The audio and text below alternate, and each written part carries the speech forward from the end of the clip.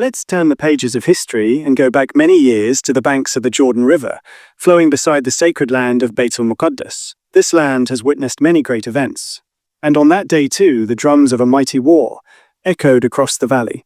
On one side stood the righteous king of Bani Israel, Jalut. His army was small, only 313 soldiers, but their trust rested solely on Allah. On the other side stood a fearsome, arrogant, and wicked tyrant, Jalut. His army was vast, well-equipped, and filled with towering warriors. The surrounding villages trembled at his name. His cruelty knew no limits. Can you guess who would win such an uneven battle? Naturally, it seems like Jalut's massive army would be the obvious victor. But Allah had a different plan. Among Jalut's warriors was a gigantic, terrifying fighter named Goliath.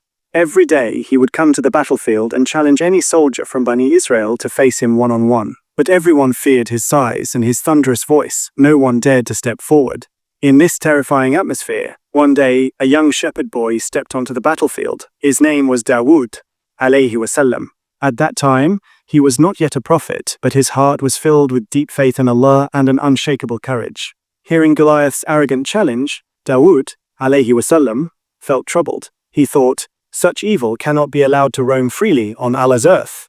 So he went straight to King Jalut and said, "Give me permission. I will face this man." The king was surprised. A young boy with no armor, no sword, only a sling and a small bag of stones. How could he fight such a giant? But Jalut was moved by the boy's unwavering faith and boldness. He gave him permission. Dawud, Alayhi Wasallam, walked onto the battlefield. In his hand was a simple sling, and in his pouch were a few smooth stones he had picked from the riverbank.